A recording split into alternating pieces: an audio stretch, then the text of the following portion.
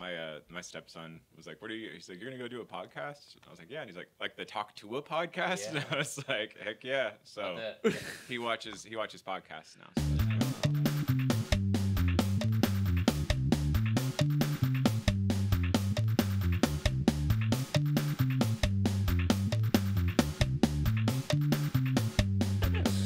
Hey guys, how's it going? It's me, Nick Campbell. I'm here with my good buddy David Steele and Michael Dunn. Yeah, and this is Rhythm Wit. Yeah, we're doing it, guys. Hey, what's up, Mike? How we doing? I'm good. How are you? I'm good, man. Yeah. I wanted to get you on. I wanted to ask you a few questions, hard-hitting comedy questions. Give it to me. In the Oklahoma scene. Oh dear. What? All right. What gives you the right? Is that no? Nobody gives you the right. You got to take it. for Exactly. yourself, you know. That's the first lesson. Yes. That's the first lesson. Yeah, One. man. Michael, we've kind of hung out with each other here and there. We're good buddies. Yes. You took over Lively Yes. after I was unable to do that much stuff anymore. But it's been really good watching you do that. But yeah, how long have you been doing comedy? I've been doing comedy for 2 years. 2 years and about 2 months now. So Nice. Almost there. It's been So fun. similar Yeah. to Nick. Yeah. Yeah, we started at the same time, I think. Okay. Yeah, we did. Roughly Yeah. the same Same time. time. Yeah. Yeah, August same. of 2021. August 2022. 2022. Yeah, so 2 years. Yeah. Yeah, it's been fun. It's been a blast. Yeah. I've learned a lot. Just when you think you figure it out, there's a whole other levels to go Yeah. through. Oh, yeah. So, I think it's I'm fun. at the point now where I'm learning what I don't know. Mhm. Like Yeah. I get up there. I used to think like, oh yeah, I'm good. I'm like really, I'm getting good. And then I learned. You kind of see behind the veil a little bit, and you go, oh no, I just learned that I'm trash, but it's okay because now I know where I can go. Right. You know. Right. I mean, I wouldn't say trash, but you know what I'm saying. But it's like that's hyperbole. It's you like, compare it to someone that's been doing it like a decade. It's like Yeah. I feel like that's a huge time. It's like you can't really compare yourself to someone like that. I think at only like a couple of years in, yeah. it's hard. But Well, the thing that I think that tricked me would be I would go up to open mics and people who have been doing it longer wouldn't do as well, and I would do well. yeah, Right. And I'd be like, "Oh, I'm pretty good." Yeah. You know. Right. And but you realize like, "Oh no, they're working on newer, Yeah. harder topics." Right. And I'm just talking about how I'm a husky boy. You Right, know? right. Which is a good laugh, Mm-hmm. but it's still a little, it's a little lighter. I'm not doing. You do tougher stuff. Yeah. I mean, I feel like I used to do way tougher stuff, and I used to do a lot of self-deprecating. That was like my main jam. Was like, oh, I'm this. But I don't know. It seems what works for me. If we're talking comedy, like it seems like the more dumb the joke is, like it's like, everyone, right? So I don't know. I'd never. I feel like I talk a lot of shit about comedy, like I know this and la la la la la. But the truth is, like, I've had some moments, right? I've had some epic moments, but like a true great comic can create that moment every night, Like I've captured the lightning in the bottle sometimes, but I'm not like creating the lightning like fucking, what's his name from Star Wars? Emperor Palpatine, you know what I mean? Like, so, like, out of your damn, fingers. dude. yeah. We're doing Star Wars quotes now. Yeah, Like, we're doing Star Wars. well, you just found our sweet spot. Yeah, hell yeah. But I see that. Who are some of your favorites? Who inspired you? Some of my favorites was probably just all the stuff I used to watch with my dad. So, when I was a kid, like it would be Comedy Central. It would be Sarah Silverman, it'd be Jim Norton. It'd be Bill Burr. It'd be the blue collar comedy guys. It would be everybody. I used to love Dane Cook. I know everybody hates it, but when I was a kid, the special where he was in the circle and he's walking around, like I loved that one as a kid. And it eventually got into like Tosh and stuff. So just kind of the mainstream, like, dirtbag comedians is what I was ingesting all through childhood, And I remember my dad and I would go on road trips together, and he would just play like it'd be like comedy radio essentially, like on Sirius XM or something, and we would just listen to hours and hours and hours of comedy, and that was really my main influences. I get a lot of my comedy influence from my dad, I would say. Yeah, it's because he watched comedy with me when I was 7, and so it's hard to shake it. But Yeah. So you, like I said, you seem to play with fire up there when you're up there. I'm a little bit cleaner, but you like to go up there and take some. what motivates you to do that? Why do you want to fight with fire right now? You see, I like swinging for the fences, you know, and I want to hit a home run. I want to hit a grand slam, you know, and a lot of the times you strike out, right? And I think, you know, it's funny. When I was a kid, I actually played baseball, and I was a really good hitter, right? And I was really good at hitting the ball, and I was like a fat kid though, right? And so one time in a tournament when it was like crunch time, you know, like, you ever see those fat kids that play baseball and they'll have a runner for them? And so that was kind of a wake-up call for me as a child. You know, for that one. Go ahead. It's like, dude, I can smash it out of the park, but I can't always make it to first. Right. You know, if I'm not smashing it out of the park. And so I don't know. Does that make sense? I get kind the of. reference. Yeah. So I guess comedy, it's like, you know, I'm learning to play the whole position. Instead of, you can't just smack it out of the park every time. You have to. It's impossible. Yeah, you have to play the game, kind of. Yeah, and like I said, I've had some cool moments, you know, but it's a lot of the times it's impossible to recreate that, you know, with just my material alone. Or you know, you can try to force somebody with somebody in the crowd, like force something, but it's more of a. I just go by vibes, really, you know. No, it is though. It is. It's kind of. It's more of like, I feel like it's an energy thing when you're up there. You can kind of feel. I mean, if the crowd isn't, I mean, sometimes they're too giving. Right. Where it's like, oh well, if I hit it over the fence, it's really just a lob, you know. Right. But sometimes there's not even a fence. You don't even get to see one. Right. You know? Yeah. You're just like, let's try to bunt it and get to first. Right. You know. Right. It is kind of like that. So I was talking to Ashley Bartlett last night at Put a Cork in It, and she was saying like.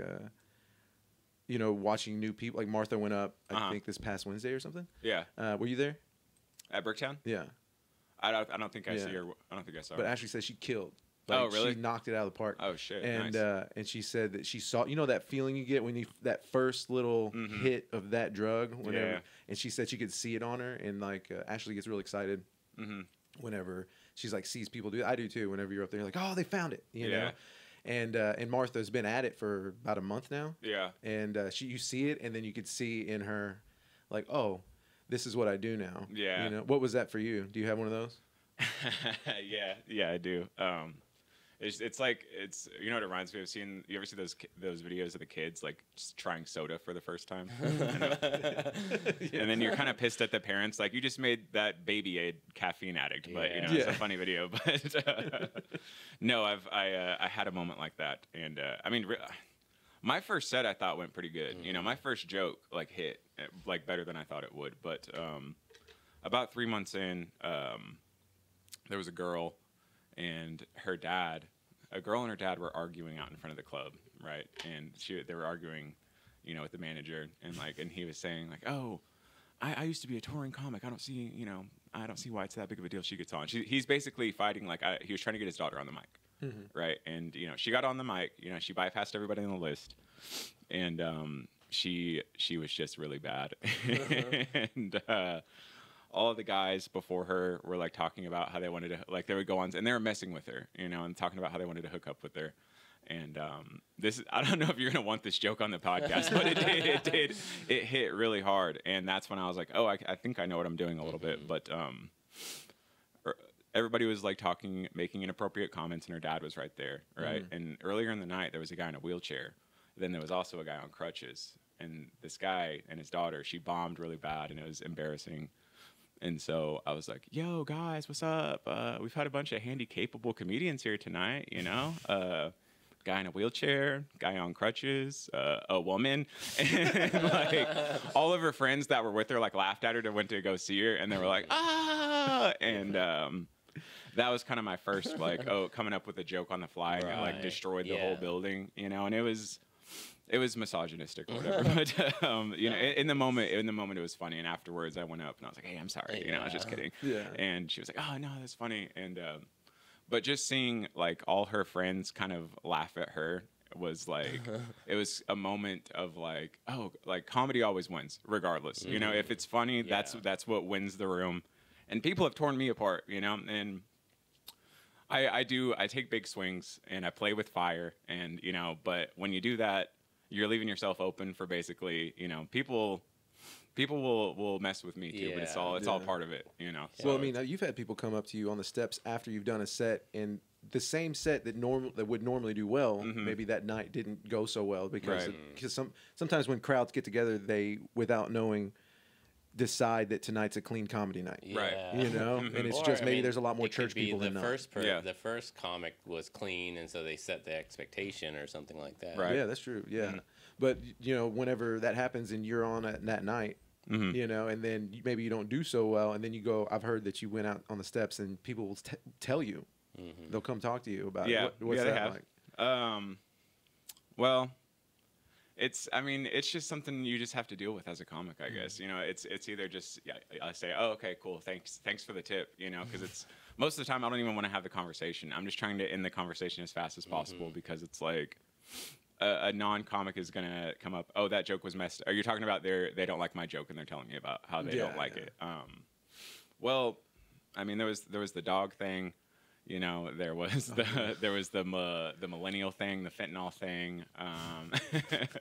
It's people have to realize it's jokes, you know, and like a lot of the jokes that I tell are true, you know, and they come from a true place, and then a lot of them are hyperbole. They start off true, and then they end with, oh, what can I say that'll really hook this thing at the end that'll really get them, and I try to play it off, and I understand, you know, if people get upset with jokes, like. There's jokes that upset me. I just don't. What are you have jokes that upset you? Yeah. What are that? We got one. What is it? Well, I mean, if a lot of people in the scene will, it's okay to joke about some people's personal beliefs, but not other people's, right? And I notice that, and it's just something you kind of notice as a comic, and it's okay to make fun of these people, but not these people and these people and these people, and so there's a bit of hypocrisy in it in a way. And sometimes comics will try to, like, you know, comment on, oh, blah, blah, blah, blah, blah. But that's when you're kind of, because I've tried to do it too, where you point out hypocrisies in comedy and la, la, la, la, la. But at that point are you doing comedy, or are you just, like, putting your personal beliefs into a microphone, you know? Yeah. And that's what I feel like some people do. And I just basically, short answer, I just try to roll it off my back. Like, sorry, my joke upset you. You know, like it's just a thing that I said for a reaction. Right. And Most it's a of the genre time. too. It is a it's whole genre. genre. Yeah. I was raised on that genre. Yeah. You know, I feel like most people my age probably were. You know, and most I people was. in the scene. Yeah. Yeah. Like so. You know, Yeah. some people. I get my feelings hurt too, guys. All right. So. But yeah, no, I admire you for that. Like you come in, you really try to take something that's unpalatable, and then you try to like filter it through your perspective and your view on the world. And then at the end, the idea is always like, well, I'm trying to make you laugh. Right. My intention is never to be hurtful as much as just like, hey, look at this. Aren't we in a crazy world? Right. Yeah. And that's what it feels like when you're up there. It's like, oh, okay, well, he's playing with fire. But when you drop it or when you burn yourself, Right. Yeah. you know, Which it's I like do. people don't see it. They don't go. They just Yeah. assume that you believe that. Right. Because some people do go up. That's the problem. Is like, Mhm. I don't know, you've been there. Some people go up and they'll just do like crazy. Like they didn't realize that the culture, that we live in, didn't like this idea. Right. And then they'll just go up like, there's been guys up there who's been heavily racist. Yeah. You know what I'm saying? Mhm. And they're I've just like, seen it. yeah, right, guys. And Yeah. it's just crickets. But I think silence is more damaging Right. because it's effective. Yeah. Like when you love somebody, what's the opposite of love? It's inattention. Yeah. It's not yeah. hate. Yeah. It's the Like, well, I don't care, Right. because nobody's even talking to you, Mhm. But if you get negative attention, then it really just qualifies Yeah. that person. Like, oh yeah, no, those people were wrong and they're mean too. Right. Right. They don't. So maybe not. But Yeah. I don't even know where I was going. Anyway, so like I was saying, when you fat runners in baseball, so I was a fat kid. Truly a low point for me. Yes. Is it? Oh yeah, me too. I was there. I played Yeah. baseball. You go to DeLisi Park. I was in Moore. You were more. Yeah, but the having the runner thing, that was humiliating. I was a big boy. I used to Yeah. hit pretty well too. Mhm. And then I was the first baseman. So for Mhm. some reason I could like stretch really far. Yeah. And so my dad was like, hey, because he was like, I'm gonna have to start giving you a runner if you don't start pulling it together. Yeah. And I was like, all right. So I did that. I put on the ankle weights and I would just Yeah. run up and down, but I didn't change any of my eating habits. So my legs got super strong. I was able to move this more. Yeah. And so I was a very, what do you call it? Like you remember like skinny kids would make fun of you. Yeah. Yeah. Yeah. And then you would I would be fast. Yeah. And so they would like run away and they'd be like, oh Yeah. shit, you remember? You catch them. Yeah, and they would, oh no, but I was good for only like 30 feet. Yeah. And then it was nothing. Then the sandwiches kicked in. Yeah, it's like you couldn't keep it up Yeah. for too long. No. But It was effective for the but yeah, no, I've been there, man. It's No, been rough. My mom would like bring me nachos in the dugout and shit. Like, I swear to God. You were that kid? Like, other kids would be like, "This motherfucker's eating right Yeah. now." They're like, hey, do you want me to knock these out of the park or what? You Yeah. do your little fucking dingers? Like, you need the big kid like me, bro. You know? Exactly. So Dude, that's- Babe Ruth hit it that way on purpose. They weren't Babe Ruth like me, bro. No. They were barely getting out there, but it is part of it. You know, it's all part of the game. It was all jealousy, right? Yeah. I mean, those kids could fit into a regular size. Yeah. Yeah. You know what I'm saying? I went through a lot of Halloween costumes that didn't fit. yeah. And you just be like, damn, I wanted to be a Power Ranger. What's your favorite Halloween costume you've ever been? I don't know. That's a good question. Mhm. That's a good question. What about you? Yeah, it's like for sure. Yeah, it's similar. Like I guess we didn't really do a lot of Halloween when we were young. Even I mean, when I was a kid, of course we did. I mean, I was like a Power Ranger or Ninja Turtle almost every year. So those were Nice. kind of my always as a little kid. But you know, in teenage years, I didn't dress up for like 10 years probably. You know, growing up. Recently, I got back into it. I think it is a fun time of year to try and do something creative. I think that's my thing. It's like I always want to do something creative, and then it comes down to it, and you're like, I want to put more into it, and I don't. Or it's so much work if you want to do something really cool and really. Right. So it's tough. But what about that last one you did whenever we did the Dave of the Dead? Yeah, that's what we've been doing. Is like my band will do over the past like 5 years or so. We have like.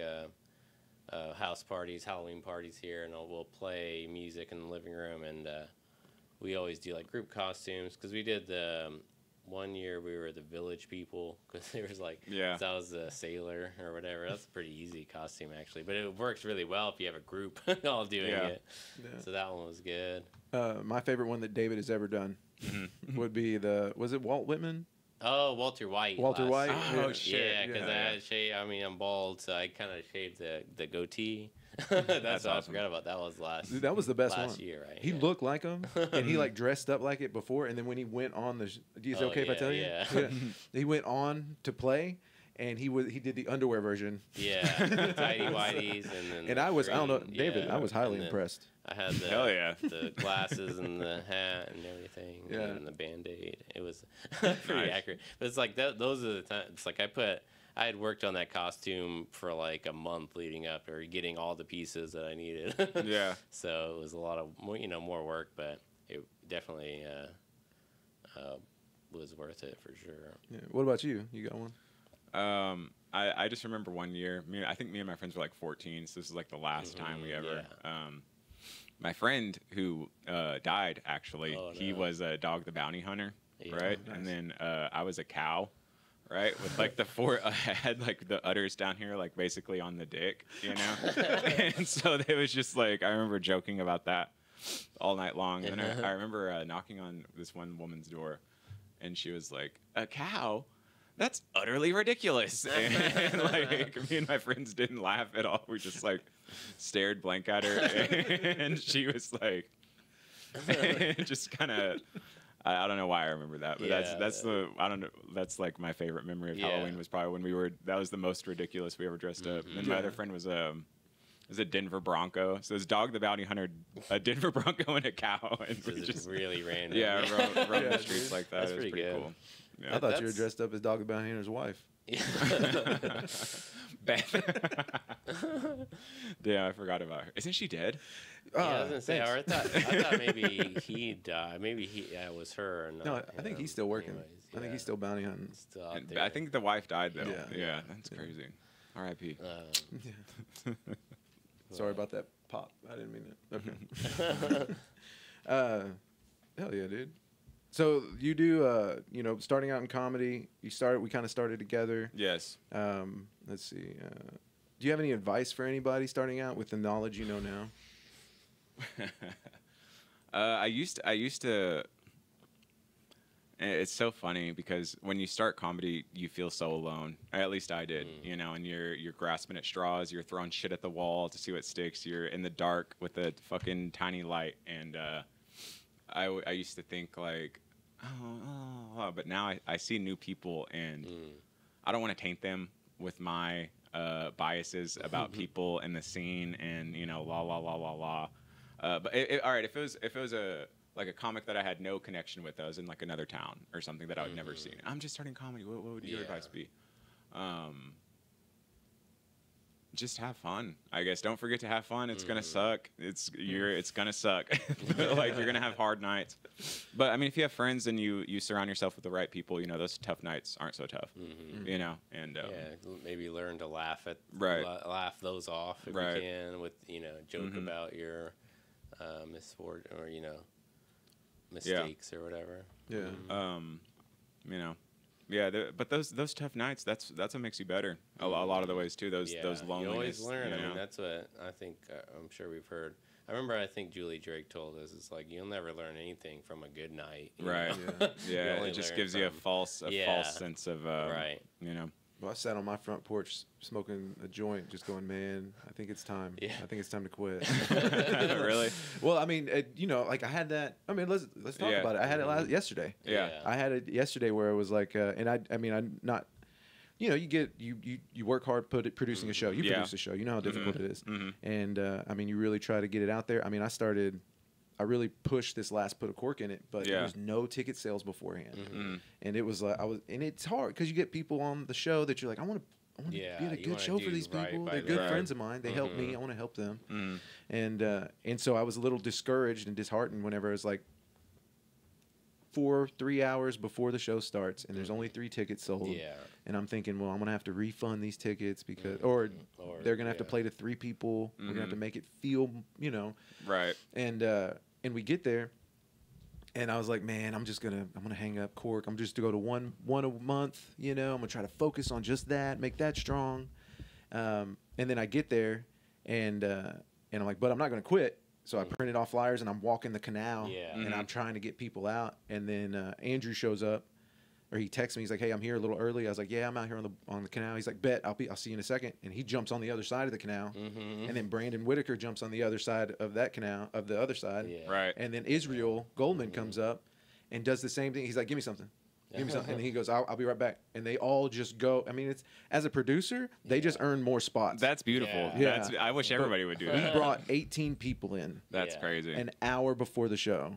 Wow. Yeah, Ashley didn't do shit. But I understand. You know what I'm saying? Yeah. Like, we're dudes. I feel like you can't just be like, you know, you never know what you're gonna run into downtown. But True. We ended up getting 18 people. Yeah. We had a really good show. Everybody had a really good time, and we got to do our jokes to people. You know, For a crowd. yeah. And then after that, I was like, oh, I'm invincible. Let's go ahead and do 5 of these a month. Yeah. But being a producer, you know, you know how it feels. And when something like that happens, you're like, man, should I quit? I mean, am I not doing something wrong? But sometimes it's just the tides. Well, I mean, you doing comedy while also putting on the show, that's tough, kind of, you know, and you've done a great job for the past 2 years of doing that, you know, and I think everybody should take plays out of your book with that, because it is like, if the scene was bigger, maybe if we're in a bigger town, like, there would be people for that to put on the shows and la la la la la, but there's not. Yeah. And if we want comedy to happen, you have to make it happen. Right. And you've been making it happen for the past 2 years, you know, and you've given a lot of people spots from all over the state, really, and out of the state. And I mean, you've created opportunities where there weren't any, like at Lively. You know, like that showcase wouldn't be a thing if you hadn't done it for so long and built it into an established, you know, monthly thing that someone else can take over. Yeah. Right. And I appreciate you taking it over. Yeah, I appreciate having it. Same thing with like Mycelium Gallery. You kind of set that up and then pass it off. So it's like you're still even in different areas, even though you're not even, you know, putting those shows on yourself. It's like those might not even exist without you. Right. Yeah. So it's like kind of just adding to the scene, like you're saying. Yeah. Well, that's what I like to do. Building I mean, it it's because I'm the job I'm in, obviously I'm an electrical contractor, so I'm in a lot of different places, Yeah. and I'm very excited about comedy as a person, and you can tell when other people are, because if if you're making jokes, which I like to do just in conversation, they laugh a lot more, and then eventually you get to that point where you're like, yeah, man, I like, do you watch comedy? Who do you like? Right. And then Spread that you word. kind of just add, what do you think about comedy in this space? Mm-hmm. And then eventually it's something that I happen upon because I'm talking about it all the time. But then it's like, oh, I don't have the time. So Yeah. let me set this up. And Yeah. I know Michael's working hard. He wants to do something. I know Leo wants to take over something. My Sealam Gallery, the first people I thought of was the Martin Dupross. I was like, this is them. Yeah. Have you seen some of their promos? Oh yeah, Right. they for kill my it on that dude? stuff. I was like, they do a better job for it. Right. There's better people that are equipped, and so I think being a foreman for a long time helps me see that in people. Yeah. Because I've had to like kind of get people in Yeah. different positions to be Right. with their It's like- skills. It's like you can see that they're capable of handling some bigger job or something on the job site. So you can do that same thing with comics and producers, making new producers. when Yeah. they Yeah. work in one. And then ultimately, hopefully, making a place where I can play. Yeah. Where you can go, it's like, okay, I'm gonna set your this own up. your own playground. Yeah, Yeah, where I that's can- sick. where I can, Because like- you've constructed like a big chunk of the scene. So that I imagine if everybody was doing what you were doing. Right. Or You just know? even if there were like 4 more, Right. that would be like way more shows going on. Yeah, Right. well, we got you, and then we got my Sealam Gallery, and then I'm trying to put this comic book thing together still, Yeah. but it's like time. And Yeah. then the dispensary thing fell through because there's a lot of laws Oh. that you have. That's like I called the permit office and did all that stuff and tried to figure out, but they won't even tell you because they don't know. They're like, well, we have to. When it happens, if anybody says anything, we'll come and basically break it up. That's Right. what because there's like a lot of gray areas unless you have a lounge or something. But anyways, so but no, I like building stuff, and I like giving stuff away, and then to good people. Yeah. So there you go, man. So speaking of, Yeah. how's Lively doing? Lively's doing great. Yeah. We're having one tomorrow, Yeah. and it's Yeah. gonna be epic, dude. It's gonna be a blowout. I'm predicting probably the best Lively yet is gonna be Nice. tomorrow. Yeah, so. dude. I'm gonna be there. When's this come out, by the way? It'll be over by then, but Oh, okay, of course, cool. Yeah, Yeah. but Never it mind, is it's gonna every. suck. Is it the last Sunday of every month? Yeah. Do you Well, catch that or just roughly? a Sunday of every Yeah. month. I scheduled it later this time because I Okay. was like, I need some time. Typically towards the end of the month, Mhm. one of the last 2. Yeah. But no, it's fun. It's cool to be able to make shows and put people on it. It's like it's a cool thing to do. Yeah. And there's always it's cool because it's like I like Lively because it's not like there's constraints on material, but it is just a different vibe than some other places, and so I'll build a set for Lively, and then I'll build a set for la la la. So I like Depending on where you're gonna be, you kind of think about it. There's your sets like that. yeah, not necessarily. It doesn't have to be clean at Lively, but it Right. just has to be just a little like just tone it down a tad. Yeah. And so it's cool to like host for that because it feels like the closest thing to kind of where I need to be comedically, because I do play with fire, but who knows what the comedy trends are going to be like a couple of years from now?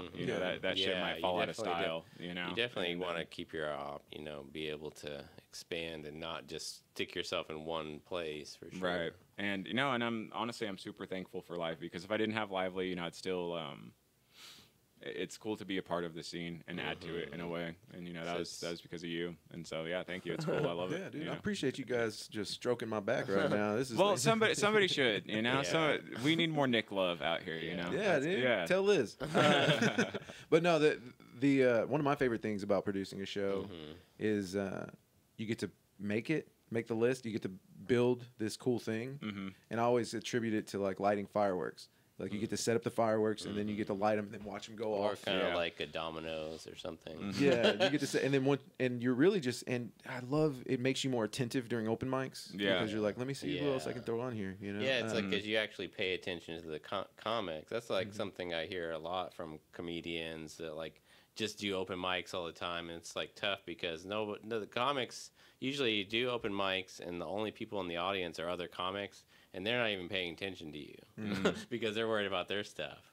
Whereas like, but if you're a producer, you are paying attention to the comics more Yeah. because you want to know, is this person somebody I can use on one of my shows or whatever? Yeah, Right. well, that's one, and it makes going to the mics more fun. Yeah. Yeah, You it know? does. Something I really like to do, or that everybody should know this. I think this is something I look for too. Is even if it's not going well, is that they're having fun Right. and that Yeah. they're not losing their nerve. Right. You know, and I've done it too. You know, and it's hard. Like at JJ's when stuff's not going right, or maybe you're like the first 3 sets anywhere. Yeah. You know, where it's like the crowd's still warming up, they're still getting them together. Because it's hard whenever you go and when you're not a part of the comedy scene and it's the audience, you're in the audience, and you see 20 people try their best, and like maybe 10 of them are all right, you know, Yeah. 3 of them are really good, and then the other ones are new, you know, Yeah. but you don't see that, you don't recognize that, you're an audience member, you don't see the work. You just see the people getting up in front of you. It's like you have no idea how long people have been doing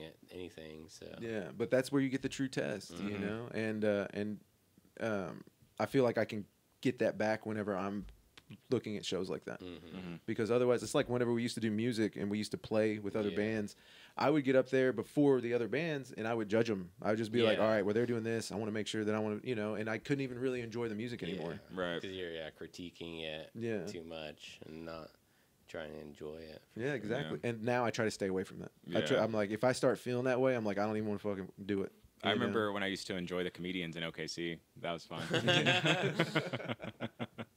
Now it's impossible. So, Yeah, but you build your lineups. What are you thinking when you're building your lineups? What's going into the process? You know, when I'm building the lineups, you know, I'm looking if they'll mesh well together. But you know, and really, I kind of got this from you. I like giving. I like to have 1 or 2 new people on it. You know, just to throw them in and say, hey, here's a showcase. Do 10 minutes, bro. Yeah. You know, that type of thing. And you know, you get a solid one. You get a couple of. You get people from every end of the spectrum, I should say. Spectrum. That's better. That's kind of what I look for. A little bit of flavor for everyone. And so as time goes on, I do kind of want to have some special shows like at Lively too. Like we did the roast battle, and then I love how you do on the spot. Maybe I'll do like a crowd work thing or something like that, or just a improv sort of something. You know, if somebody wants to do it. But I just look for people that I like. You know, their comedy. Right, you know, like the people we got, Pat Ferris, Dave Branch, you know, and I love both of their. I love everybody on the show's comedy. Yeah, you know, but you got favorites, because I mean you tend to go toward. I mean, Dave Branch, I just love. Yeah. Anyways, but there's some people I'm just not. That's not my style. Yeah. Right. You know, or maybe I don't receive them because it's just not what I'm into. Right. Same thing for you. You know, right? Yeah. So everybody's it's because comedy is very subjective. It is. But I think you can also see past and appreciate when you're a producer. Like, oh, okay, I see what he's doing. I see what they're doing. You know? Right. And I think that helps a little bit. Maybe It helps does. your understanding of comedy too a little bit more. Yeah, it does for Yeah. sure. No, I'm still new to the whole producer thing. Yeah. You know, it is difficult. I will say that it's not easy. work. It's a whole another level of comedy. That if you want to make shows happen in a scene, you have to understand how to put in. You know, you're doing a great job. Like I said, you know, we should all be like you. Really. Well, I appreciate that. That's good. Yeah. So something I'm trying to talk about. Maybe kick around some ideas, see what you think. Okay. Getting people to the shows. Okay, trying to figure out how to get butts in the seats. I think Oklahoma has a little problem with, and I'm sure you know this from being in bands. People don't want to get out of the damn house. No. Yeah. No, they don't. So what do you got? What are you thinking? You got any tricks? You Any got something in the ideas works? or, like, Cooking? I mean, that's a big reason why I started doing comedy was to get out of the house. Yeah, you know. yourself. And so, you know, are you going to be funnier than somebody on TikTok that they have right there on their phone that they can swipe that's the problem. 2 seconds away? We have to compete with all of that social media and Netflix. That's what people talk about a lot often with media, or if you know, any kind of movies or entertainment. It's like you have to compete with the things that people's couches, because they can sit on the couch Right. and get anything they want on Netflix or YouTube or whatever. So Yeah. Well, I mean, you've been producing. He produced our shows when we were coming up. yeah, music. That's like honestly for a long time. And so it's like, and it was, I mean, I never thought about myself as a producer back then. We were just trying to book shows, like get booked, you know. And a lot of times, if you wanted to, if you didn't get other people to book you, you just had to make your own show. So that's kind of what we did. And I like doing that. I love it, actually. And it's like very, obviously very similar to doing comedy, because it's like you would scout out bands and go watch bands, and it's like, oh, I really like them. Or especially if they have similar styles, it's like you want to, meet those people and match that up. But I think comedy is probably a lot easier than music in a lot of ways, just because there are way more comics out there than there are bands. And there's just like, even booking a band, I mean, you found out this recently. It's like booking a band. You could put a comedy show. We could put a comedy show together, like next week, hours. Or by tomorrow. I mean, if we really wanted to, we could get 5 comics together. You can't do that with the bands, like several bands. They have to have at least a month or more notice, and then it's just such a, and like, even if you have a date, there's no guarantee that band's going to be available, because it's like you have multiple members and all that. So it's a lot different process. There's a lot of similarities, but a lot of differences. Well, comedians are desperate. Yeah. We're like, stage time is the only way to get better. It's kind of a weird thing, too, because it's like... But band members can practice in their house, and they have to. There's a lot more prep work. Right. And that's what I learned when I did that Jokes and Jam show at the venue. Was like, I'd ask the comedians, and that was like that. And then the other band members, it was like trying to wrangle, because we got to ask our friends. We'll meet them at band practice on Tuesday. Yeah. It's like, you can't get it. You have to wait a week. Yeah. Right. And then it's like, well, now we got to wait another week to get an answer even. Yeah. That's the thing is, like, I had a whole process for, like, you would send an email out, and it's like, usually you would give them, it's like, I need to know by this time, otherwise I'm going to ask the next person. It's like, you had to keep it like that. And well, that's what I ended up doing with the last 2. Well, I mean, it was you guys. That was the best part. Yeah. Because it ended up being like me and Dave's sharing a stage again, and then it was all the members of Stolen Cable except for the drummer, and 2 different bands. Yeah, different projects. It was the most fun. There wasn't a lot of people at that show because that was a state fair weekend too. Yeah. So that was kind of a bummer. That was a fun show, though. But it was I had fun. a good time. Yeah. And there was a pretty good crowd. I mean, good enough. It wasn't the worst show I'd ever done. So. Yeah.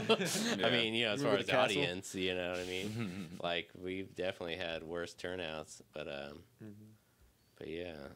But I always thought of it as like play like nobody's watching. Yeah. Right. You still got to get So up you got any ideas? What do you think? You cooking anything up to try to get people out in the chairs at the shows?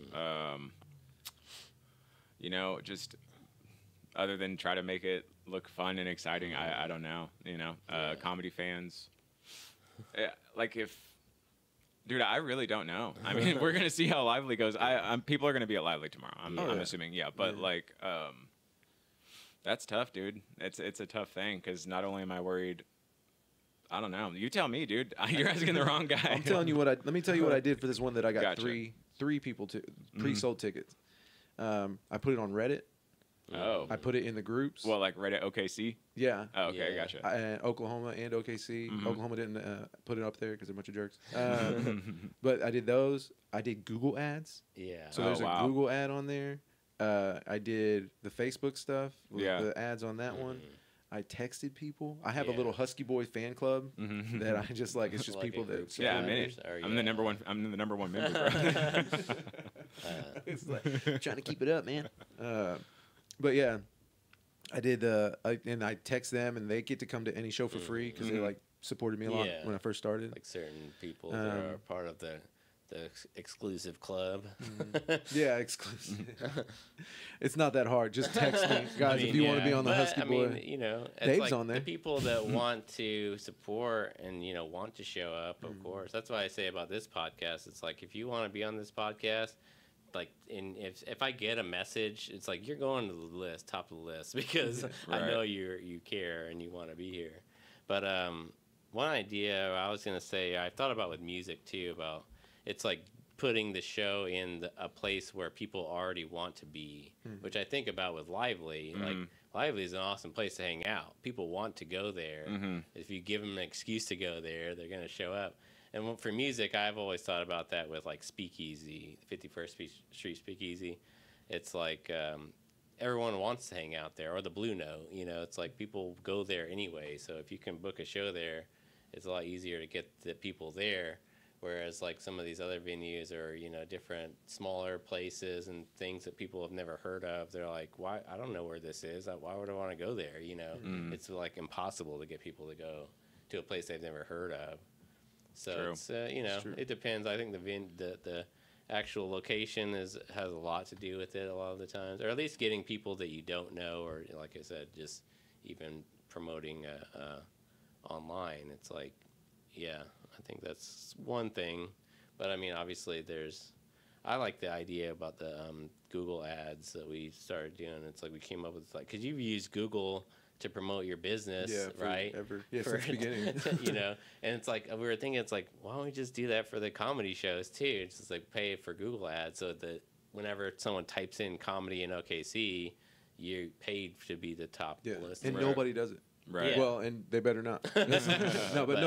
Nobody does it, which is the best part. Right. Yeah. So it's like you're the only one that's listed on there. But I was thinking about, because you do raffles with a free show. Yeah. And the most important thing about the show for you, right, is getting people in the door, right? The raffle is kind of what that is, right? Yeah. I thought about this after I left Lively. I don't know if they'd go for it, but you might ask them, like, if you bought their first beer, if they bought a raffle ticket. So you take $2 out of it, and every $2 goes to, like, a little 4-ounce drink. Gotcha. And you just give that to Lively at a discounted rate because you're selling, what, hopefully 10, 20, 30 of them. Mm-hmm. But everybody now gets a free beer when they get a raffle ticket, and they have the opportunity to win. Yeah. That would be a lot better. Yeah. Or, Yeah. I mean, could you do it also with your first beer, you get a raffle ticket type thing? I mean, That's a good one, too. Yeah. Yeah, I think you're flipping the same coin. Yeah, I mean, it's pretty much. But, I mean, people are going to, I don't know. Yeah, you have to work out the. But you could do both. Yeah. That could work. Because then that's that whole $5 gone. Right. But the idea is, I mean, if I'm a comedian, I try to be, and I don't care about the money, dude. I just want butts in the seats. Man, it's like you care about it as far as you don't want to lose money. But don't be a dick to me. Yeah, that's it. Don't waste my time. Don't spend your own money. Be in the hole. That's. But I go to Comedy Avenue for free just to see Andrew's beautiful face. Like, you know what I'm saying? That's so cool about them. They're just outside getting people in the door Dude, after they're working it. Because they know how hard it is to get people to a show. Because Andrew's running Comedy they Avenue. work. Yeah, they do a lot down there in Lawton. Those are the Lawton guys. Have you done the show there yet? At Lawton? Yeah, just like 2 weeks ago. Yeah. And you told me you killed it, dude. Yeah. It was a good set. I clogged the toilet. Yeah, that was fun. All right, so I'm gonna come clean now. Actually, it wasn't me who clogged the toilet. Okay, it was the lady before me. All right, this first. Okay, this is an exclusive. Okay, I didn't clog the toilet. All right, the lady before me. So I went in there and I took a shit. Right, and the toilet's not flushing. Right, and so there was a huge lady before me that went in, and so me being the great guy that I am, I'm gonna fall on the sword for the sake of the show. I'm the one who clogged the toilet. Lady, don't even worry about it. It was me. I'm a big dumb idiot that clogs the toilet. Ha ha ha. And I joked about it, And then I said something. I was like, yo, y'all ever clog the toilet at a friend's house? And you're like, oh no. Like, imagine doing that right before you do stand up. Like, that shit sucks. And, like, that got some loud. And like, I went on with my set, and then Cody Troutman went up and fucking killed me for like 5 minutes, bro. Shit. Like, Michael Dunn.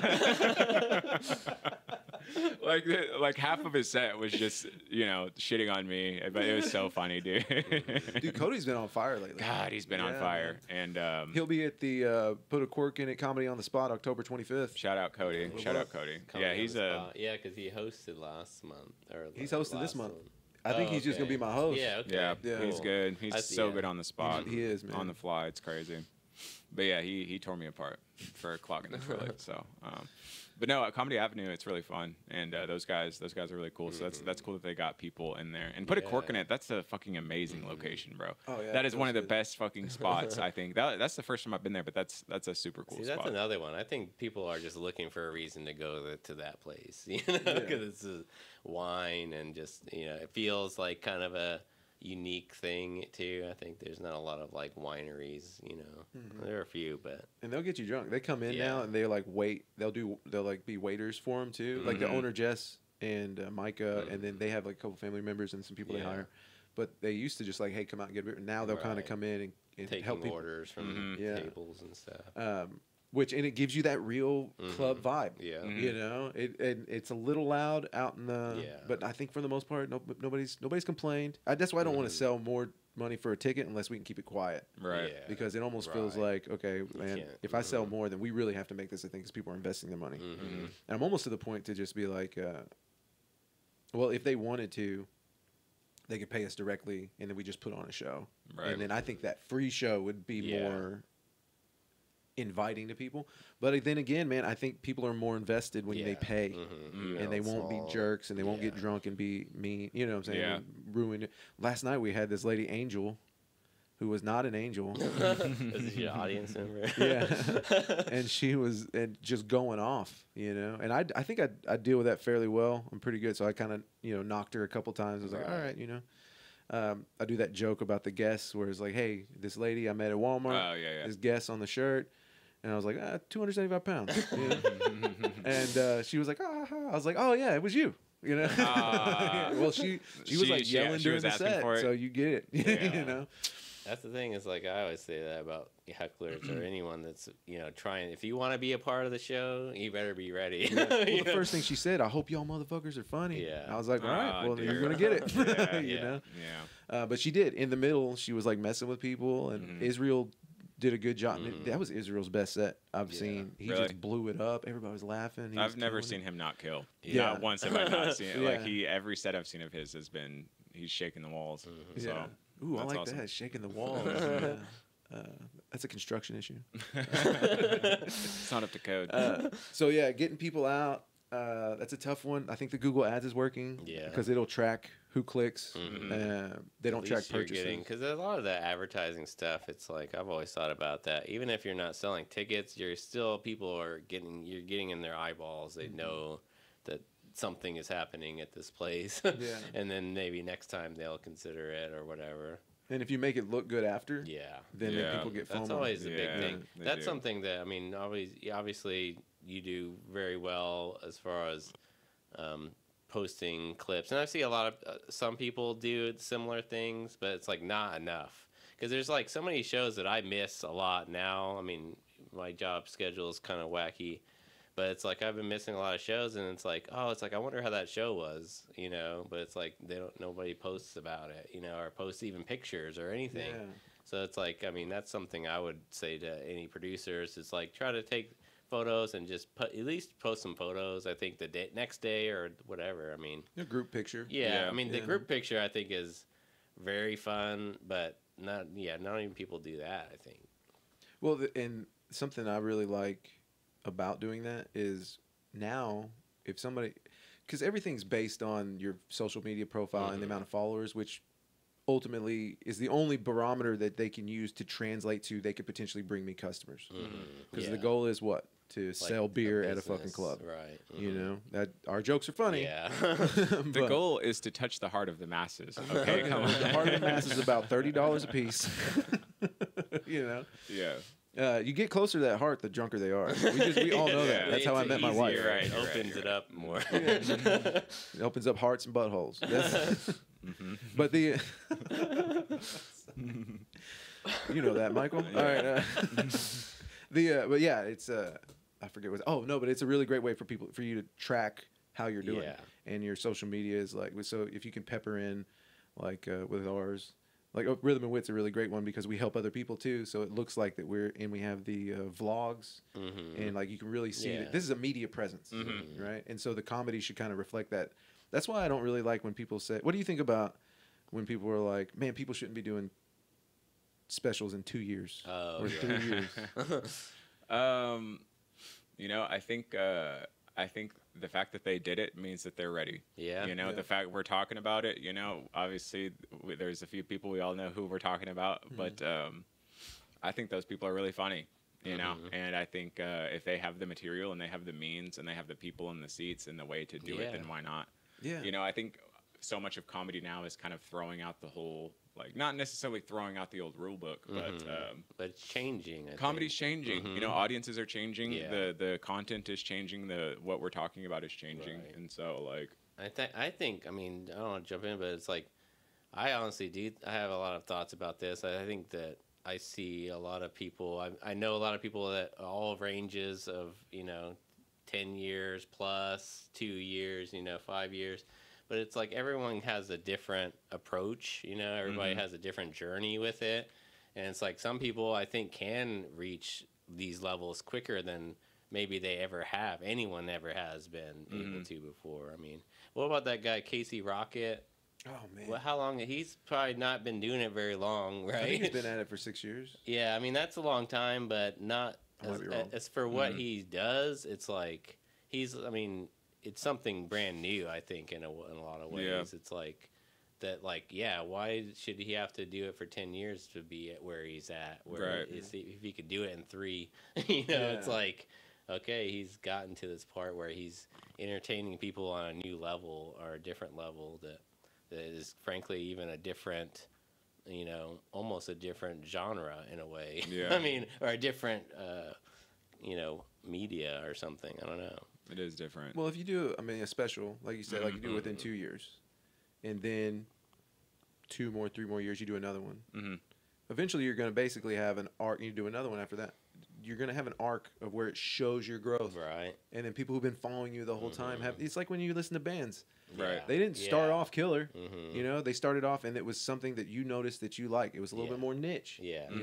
That's how we, back in the day before Spotify, you would, hey, you like Death Cab? Nobody likes Death Cab. Yeah, dude. I know you don't. You like Dashboard really Confessional? It's like all right, I think we found it. Yeah. But that's where you would jive. It would be like this low key thing, and then when they got big, you'd be like, everybody likes them. They're not worth liking anymore. And so there's this like kind of idea of it was mine. I think that's something that you can do with comedy now. You could follow Lacey Rains. You could follow Cepeda Cheeks. And you can go watch. Nicole Miller has one out on Amazon Prime. Yeah. The Okayest Mom, which I think is one of the best. the best. Great name. Yeah, great name for a special. And then, if they stop, that's when it wasn't good. Well, you know what I'm saying? We're both 2 years in. Yeah. I'm 2 years in. I've been trying to build material for the past 2 years. I could get up there. I could do 30 minutes if I really had to. Yeah. But do I love all those jokes? No, I don't. Do I love every tag and punchline and blah blah blah blah blah? But if they do and they want to record that, and more power to them. Like I said, I wish I had the means, and I wish I had the. Everybody grows in their own ways, man. Yeah. We're 2 years, and I hope to have a special one day. I don't think I'm ready. They are ready because they did it. So good for them. That's how I'll put it. Yeah, I'm the same way too. So I don't feel like I'm ready, but I know I'm going to try to do one just for like posterity. Like if I say, hey, in 3 months you're going to die. Me and David are putting together a special, just for my kids. I got music that's out in Spotify that wasn't what I think was perfect, but I can show my kids. Right. It's a catalog of who I was at the time. That's something I think about all the time. Is like if you have to do stuff. It's like I think about with like producing music or writing music or putting out albums. It's like it's not going to be the best thing, or it's never going to be exactly what you want it to be. But I think that if you don't ever do that thing once, then it's like, how can you get to the next time? You have to put something out, finish it, and then do the next one's going to be better than that one, if you can, keep up the progression.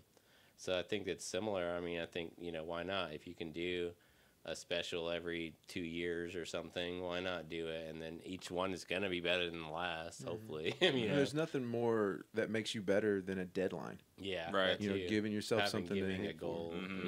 And what's the other thing?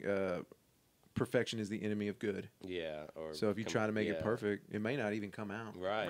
Yeah. I think, that's something I kind of started living by a long time ago, and just being like, okay, I know this is not going to be, because I am a perfectionist. So it's like, it's hard for me to put stuff out because I know it could be better, but it's like you just have to finish something and move on and do it again, Right. And then that's how you're gonna progress. So that's it. Just everything is practice before the next thing. Yeah. If you think of it like that, and it's like, okay, I can fail here, I can mess up, because it's really just practice for the next thing. That's what Mark Norman said. He's like, everything's practice for the late night set. Mm-hmm. Yeah. And so what is that? That's your whole career. Mm-hmm. You know? Yeah. But yeah, something I did want to talk to you about, a couple things. Being a father, and then having to find balance in comedy. I see, you know, you're like me, you work an outside job or, you know, physically demanding job. Yes. And you get tired, and how many often do you go like, I just don't want to go? Well, a lot. I am tired, you know, but ultimately we're not all here for very long, right? There's going to be plenty of time to lay on the couch and rest and not do anything when I'm an old man, you know, and that's kind of how I view it. I'm 30 years old. Believe it or not, this is the best shape I've ever been in my life. You know, this is the sharpest mentally I've ever been in my life. And I'm trying to, like, I can't just watch that go by, you know. And so that's kind of my reasoning behind it. And my son, you know, he's 8. You know, I do two nights of comedy a week. That's the deal with the wife, you know. And it is hard to find a balance, but you know, it's the triangle. It's family, comedy, work. You know, and that's the order. You know, family first, and it used to be work before comedy.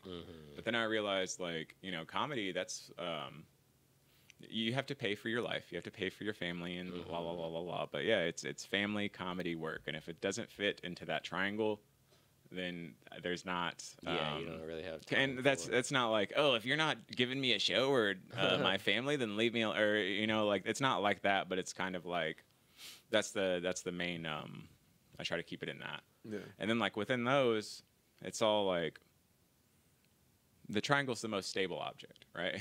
And so, like, within the comedy, if you lose one of those, right, within the comedy, you know, what comedy to me is, there's performing, there's writing, and then there's networking / producing. Like, I kind of put that all into the same, like, oh, you're friends, you're rubbing elbows, you're producing, you're putting on, you know. But that's kind of how I look at it. Is there's your time on stage, there's your time in your mind where you come up with this shit, and then there's your time where you interact with everybody else, and that's what comedy is to me. And then, you know, work, there's my 3 things at work: do a good job, be consistent, you know, and family, be present, be, you know, there's my own, it's all subcategories of the different categories. So that's kind of, I kind of had to, like, that piece of paper you had with the thing, like, it's all my life is, it's all kind of mapped out, you know. If I can keep it all contained in these things, then I'll be fine.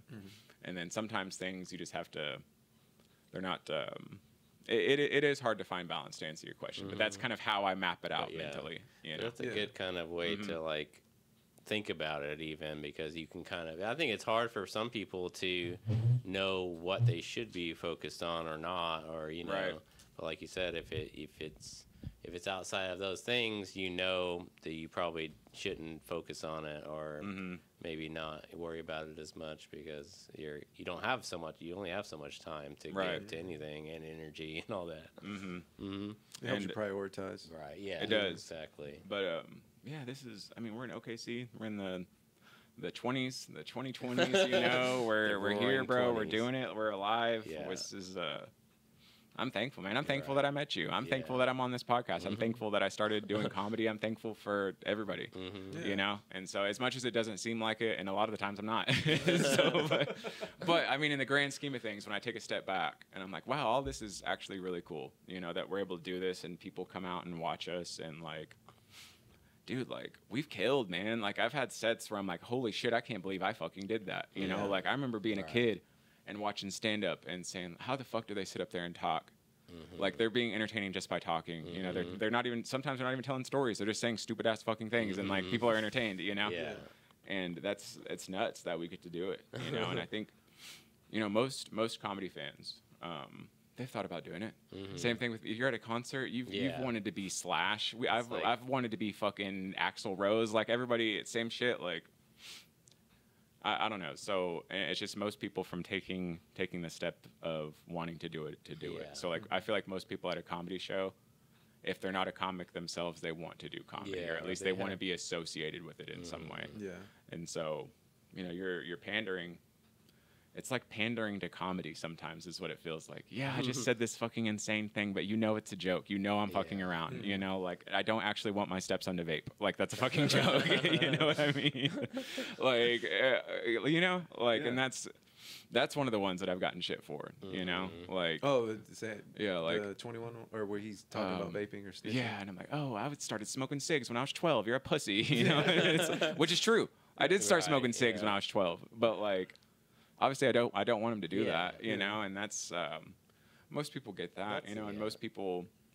You'll get some people in the club or a show sometimes, and they don't quite understand what's going on. But that's part of the fun, right? Yeah. And everybody, we all get to experience that. Oh, look at this fuck! Like he doesn't know it's a joke. You know? You know what I mean? Dude, you go hard on people sometimes, dude. I've seen you up there, and somebody doesn't get it, and you're just like, "Fuck you! You're not a person." You're like, yeah, I think. But everybody else is laughing because right, it's like getting in on the joke. I think that's what. That type of humor does too. Right. Is it kind of like that's why Louis C.K. his crew, his people that love him, you know, they go to his show. Eventually, you find your niche, you find your people, and then it becomes like, all right, now I can really get crazy. Right, right. And no, I've gone hard on people in the audience, but they deserve it. They really do. You know, you're coming out to a comedy show, right? If you pipe up, you chirp up, that's an open invitation, right? That's the way this room is set up. That's the way comedy is set up.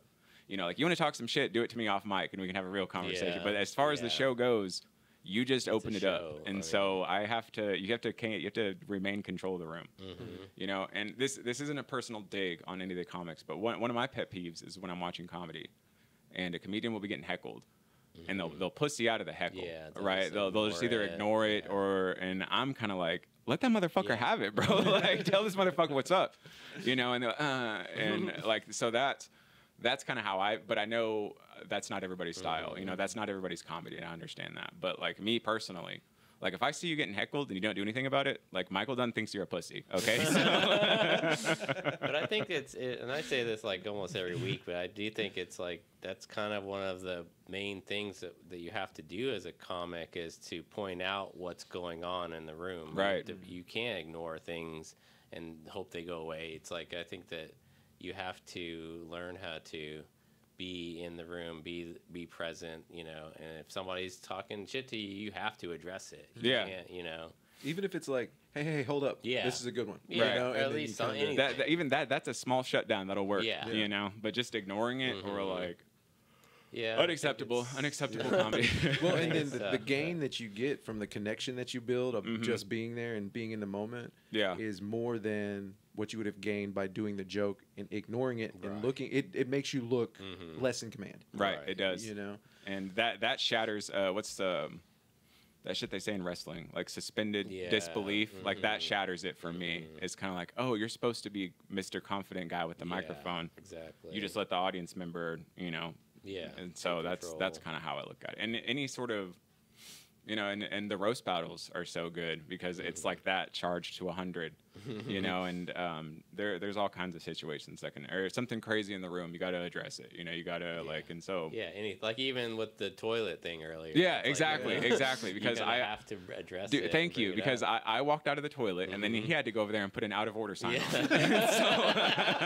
So, like, it was either say something about it or that's just looming over everybody the whole entire time. Yeah. Just calling out the elephant in the room. Yeah, when they left, I think that guy clogged the toilet. And so, I don't know, the addressing the stuff in the room is crucial, I think, also. So, dude, I like this idea of the pyramid, the family, work, and comedy. Family, comedy, work. Family, comedy, work. Yes, you own your own business though. But I do mind. Yeah, I do mind the other way, just because family, work, comedy, because work will pay for the comedy. Exactly. Yeah. And but no, it's pretty much the same, man. And like you said, it's hard to find that balance. I feel very fortunate, and I'm sure as you do, is like I have a very good partner. She does, you know, her own stuff with you know, Liz Campbell, Thinkable in Life. She's putting on some stuff. We'll talk about it. But no, we help support each other. We trade kids. Like, we're going to do it today. After this, I got to go to Plaza Fest, and then my son's out learning how to drive. So you guys be careful out there. You know, and then you throw in, I got a little dream. Yeah. You know, and then you're like, and it's important enough. Before, my wife, I think she supports it so much is because whenever I was doing just work, I was miserable. Yeah. You know, and she saw me, and she would tell me like, "Hey, you need a hobby or something because you're making it tough around here." Yeah. You know, and so I started smoking weed. That's a hobby. Get high, bro. Yeah, dude. Me and Dave, baby. Yeah. But yeah, I ended up having like a big like panic attack on the road while I was driving, and then I went over to Dave's, and I was just like, dude, I'm not feeling good. He's like, let's get high, and I didn't get high back then just because I was like, oh, I'm not gonna do it for no, I didn't have anything against it, and we did, and all that just went away, and I was like, okay. And then that's also when I started going, okay, well, I want to do comedy, and I started playing with the idea of going to open mics and stuff. And then, but Liz has been there the whole time. Now she's kind of like, I kind of wish you wouldn't do so much. That's too much going on. But then I tell her, you need to do more. So that's yeah. I think that's a big reason that Beth supports me so hard. Is I'm genuinely happier since doing comedy. And like you go home, you do the march, go to work, go home, go to work, go home, go to work, go home, and people would tell me I need a hobby because I'd have friends and I was always doom and gloom about life. Oh man, I just wear you need a hobby. It's like when you become I feel like most dudes probably relate to when you grow up, like eventually movies aren't the same anymore and video games aren't the same and like nothing's the same, nothing fucking hits like it used to, and you're like, this is just life now. Right? And then, I started doing comedy. And it was like I could actually sink my teeth into something for the first time ever. Like there's nobody to make excuses. Like it wasn't this person's fault. It's like the only person is yourself, right? You're your own product, your own brand, your own. It's all you. So you can't blame it on the audience. You can't blame it on the guitarist or the singer or whatever. And so that was like that's the first time I've ever had that where I like truly was like, holy shit, this is crazy to actually like care about something other than my family again, because like as a dad, you grow up, you have your kids and you care about and you love your family, and then everything else just falls off to the side. And then you get this really small, it's like kind of a small world. It's a small existence, and I'm out there and I'm cleaning pools. It's like I go into people's backyards, and I remember when my son was first born and I worked at Sonic, my whole existence was a Sonic kitchen in my 2-bedroom apartment for 3 years. Like that was it. That's all I could afford to do. That's all it was. That was life, And now it's like vibrant, and there's I have all these relationships with these people, and it's I go like, here and I go there and I do this, and it's awesome. New experiences every week, and meeting new people. Being able to talk to you, being on this. So it's cool. Like pushing yourself to do different things. I mean, I'm sure it's like even I always try to think about this is like I don't we do this every week, so it's like whatever, but like a lot of people get very nervous, and it's like it's like it's a weird experience, and talking to a microphone, and I mean obviously comics are that's what I do like about getting comics over here, because you're for the most part you are comfortable in talking to a mic and just shooting the shit with people and stuff like that, but I try to think about this as it is a very novel experience for most people. It is, at least. So but thank Beth for letting you come out. She did let me come out. Thanks, babe, for letting me out of the house. I appreciate it for sure. There's a couple things you said. You like networking. That was one of the 3 pillars of comedy. Yeah. How you doing with that? Yeah, I mean, well, you know how everybody loves me. Well, I see you hosting a lot of stuff. I do host a lot of stuff all the time. Yes. Within this time, I mean, I think it's within the last 3 months you've really been hosting a lot of stuff, and you can tell with your comfortability on stage, even when there's not a lot of people there, you're like, yeah, this is what we're doing, right? And I think that did the networking help? Did you ask, or how'd you get up there? To all these hosting spots? No, I didn't ask. Well, that's good. Yeah, I think I haven't. I don't want to get into asking for shows and all that. I'm gonna skip that. But I don't know. I just sometimes there's spots where like I said, you just capture lightning. Sometimes you get that lightning in a bottle. People see it, they notice, and they you want to host this and this and this and this.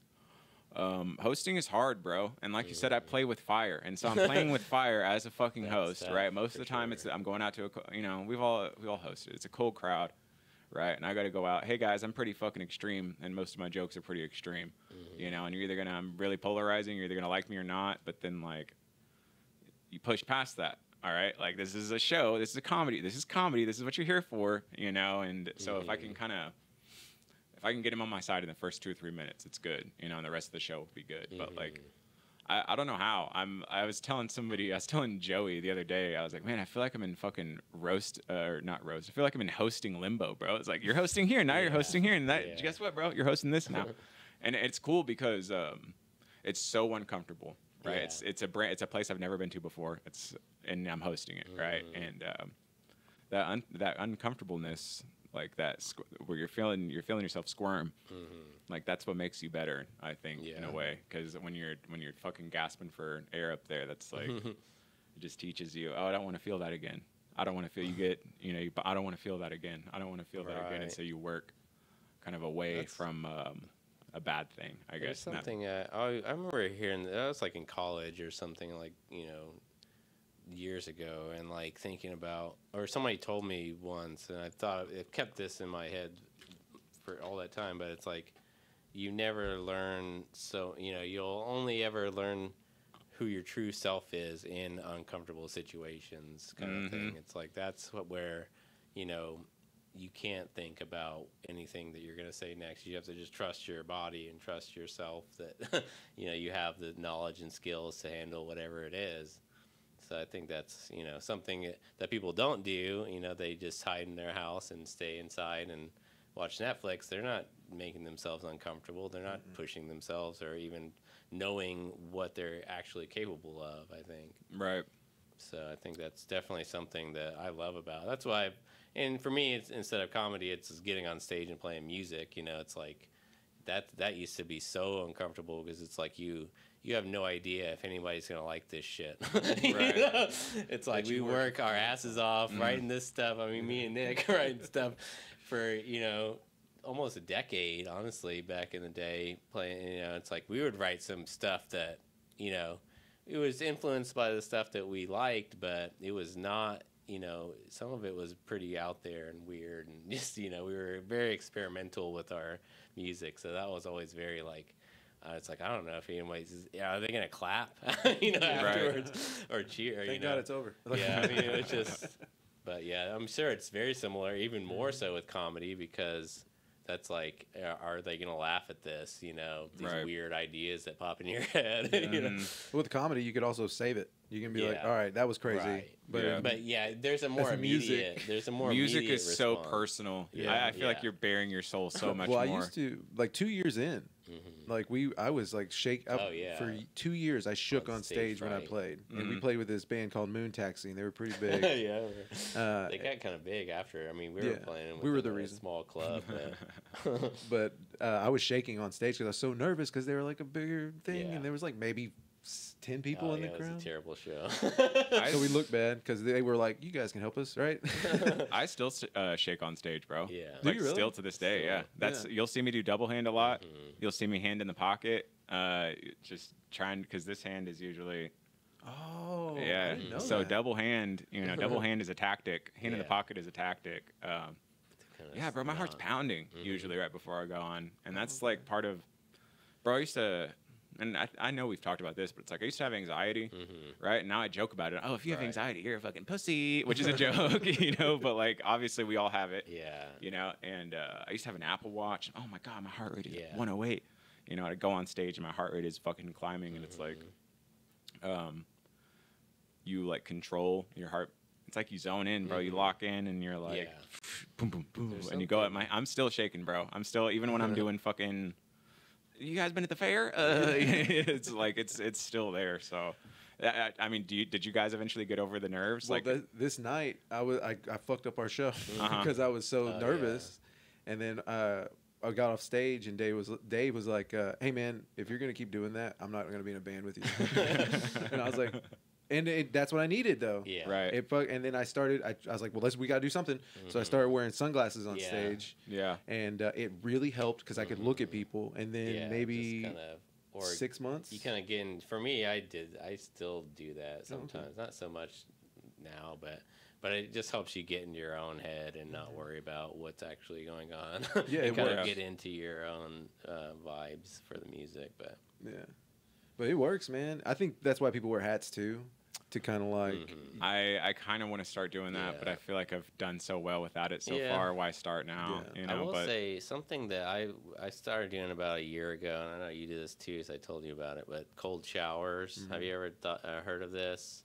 It's like it's a way for anxiety, because I suffer from similar and still to this day, like social anxiety and just in this weird like shakiness of like uncontrollable, like your body just starts freaking out and you can't do anything about it.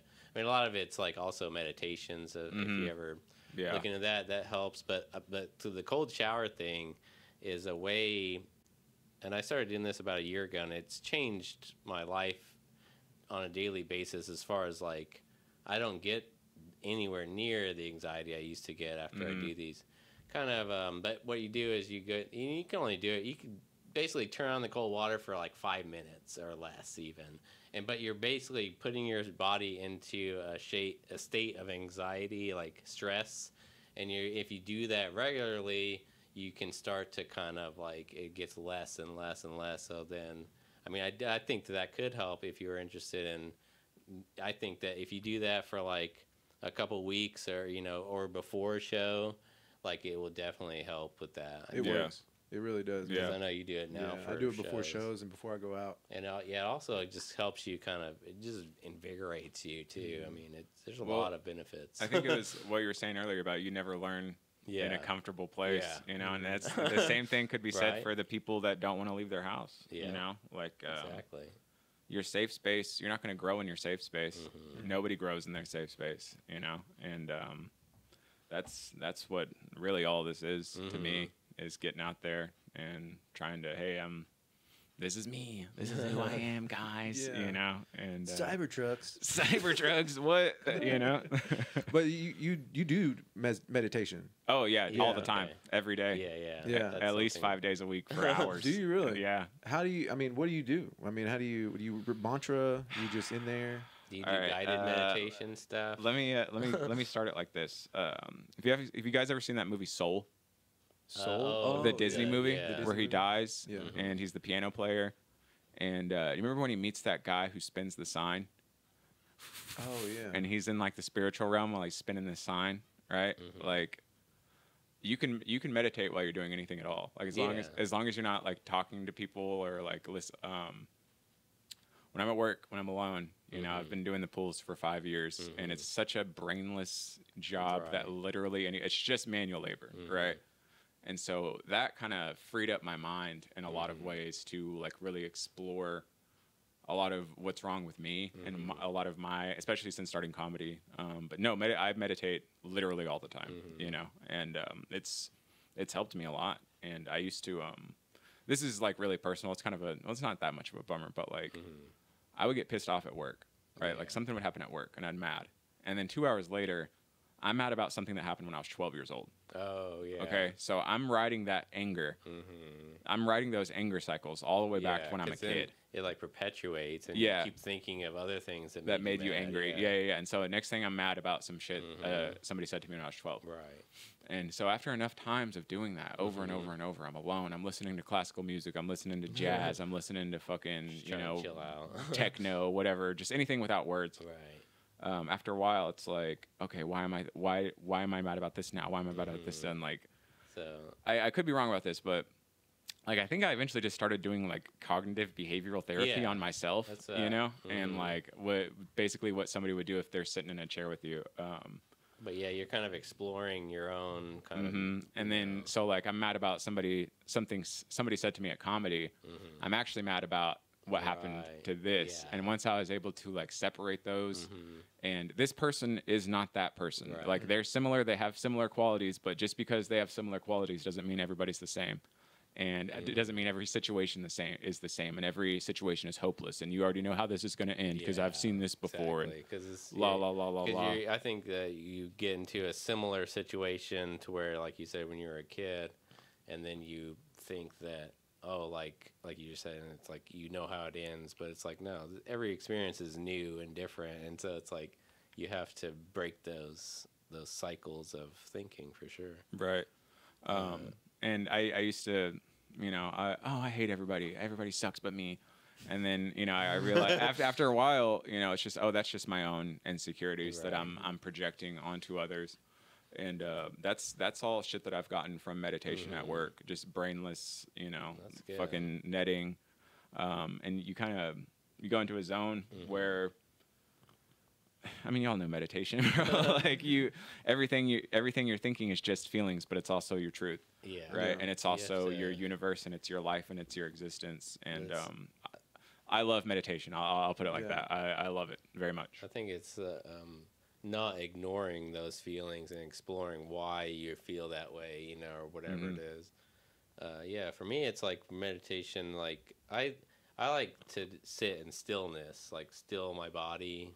And then that in turn stills the mind, So it's like, 'cause I have a lot of like racing thoughts, or my mind will start going, and then there's lots of things. But it's like mind-body connection things for me that I focus on when I do it.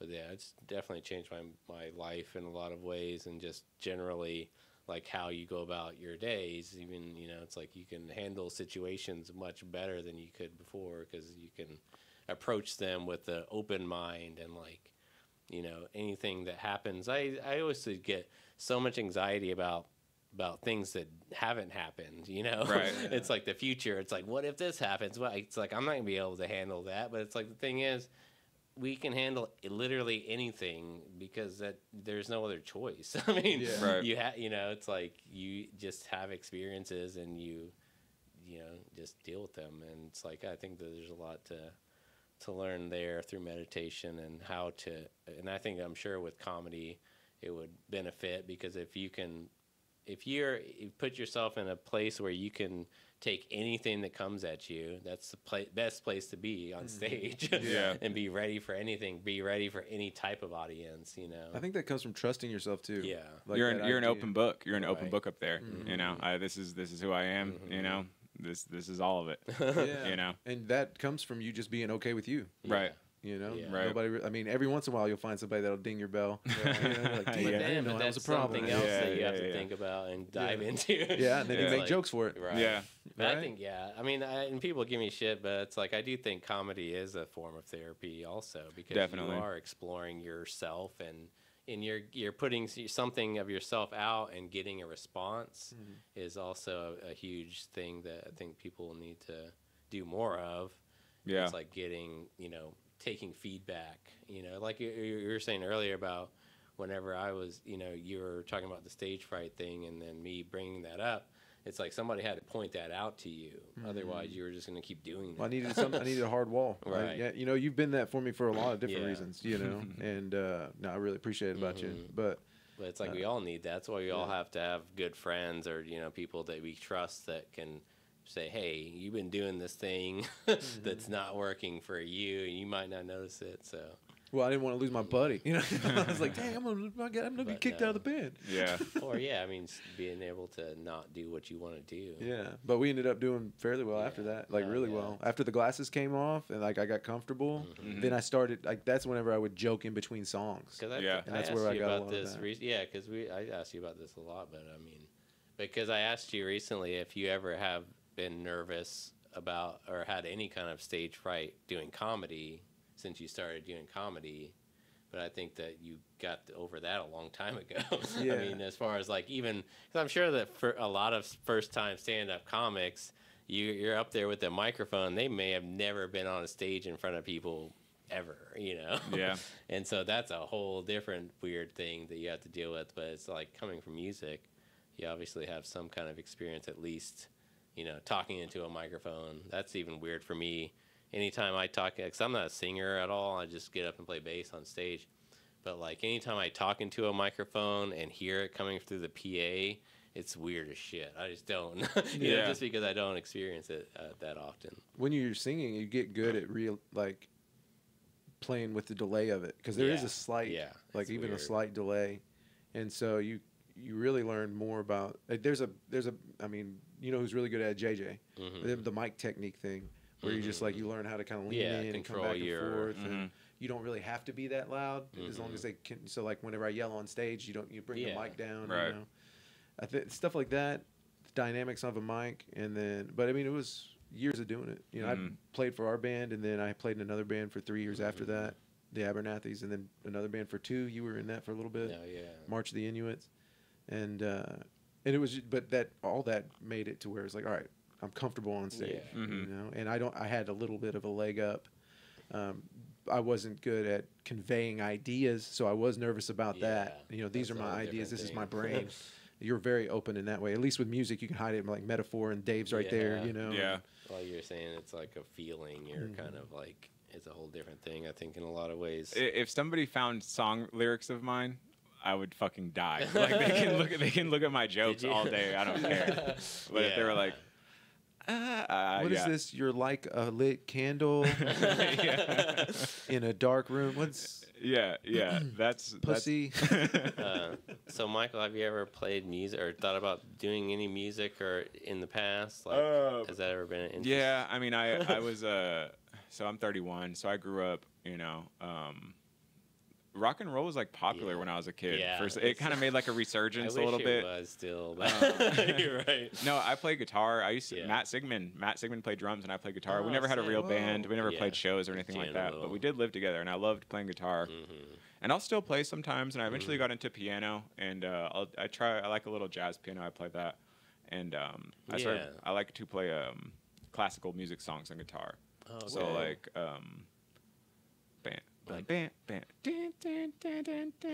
habanera. I like, so I like classical. Yeah. I just wasn't good enough Yeah. at guitar, you know, because the skill, you know, it's really good to get pretty mid at guitar pretty fast, you know, and like, Yeah. but then once you get there, There's it's a just you certain have to level. dedicate. Like you were telling me about your brother who would do Oh, the yeah. scales. Yeah, I could Yeah. never do that. But like, dedicating the There's time. nothing like your brother walking in and just shitting on you for not being good. You're like, yeah. It's like, well, you can't write songs. Right. Yeah. Right. You know, I love music, and shit, when I was a kid, I was way too petrified to ever get anywhere near a stage or Right, be yeah. anywhere near people at all, you know, and that's, but Yeah. no, Matt and Sigmund and I Hell yeah. used to jam a Yeah, I'm little always bit. curious about Bring that. that back. Just- You guys want to jam a little bit? I'm Maybe, down. maybe. I don't know how much he I can plays play. drums, right? Yeah, I don't think he has a kit anymore though. Right. Well, we got one. Yeah. Oh hell yeah. I just want to jam with people. That's where Yeah. I'm at. I Right. just want to like mess because you really get to know somebody when you play music with them. As far there's- as yeah, Yeah. a lot. it's a fun thing, dude. I just want to play music though. That's my meditation. I don't have like the sit down, Yeah. but I'll sit in my living room or in my But bedroom. it is because you're kind of using a completely different part of your brain when you're Well, you playing can't think music. about anything else. Yeah, I was thinking about this recently because we've been playing more. I kind of haven't been playing too much this year until recently, but it's like music is so interesting because it's like you have to train your body so well to know, you know, how to play an instrument and how to play music and play scales and the key and all that. You have to train your body so well that like when you're playing live or playing with a group or whatever, it's like your body has to know that more before your brain does. Like your body makes decisions faster than your brain can when you're playing. I mean, if you're actually at a certain level, I think. Obviously, when you're learning, you have to think, okay, I got to play this chord. But eventually, because for me, music, it's like I hear Josh, my guitar player and songwriter, he'll write a song and like I'll hear it and it's like I don't even like think about anything before I play it. I just find where it starts and find the key, and then my body just starts doing something and it's like, oh, okay, this works. And then obviously you adjust each time you go through it and change, you know, or you think about it afterwards. So it's like, okay, it's like I kind of want to maybe do this, but it's like music is so weird because it's such a feeling and it's such a bodily thing that you just don't really use your brain at a certain point, I think. I agree. Yeah, you'll be upset because I would try to practice so much because I watch my brother. You know, again, he's doing speed metal. He was in a speed metal band before they took off, but he went hitchhiking across the country. But he got shocked and almost died. Oh shit. Yeah, that's why it's only one son and a Campbell and some electric. But no, he ended up being like a very badass piercer out in Michigan. Oh really? Yeah, and he's a very successful businessman. What was I getting at? playing music? Oh, and you have to ingrain it in you. So Yeah. when you're up there, Right. it needs to be a reflex. That's even more so when you're playing live. I feel like Yeah. that's like you have to really drill it into your body, Yeah. your hands. That's where the you way really do find it. out where your mistakes Yeah. are.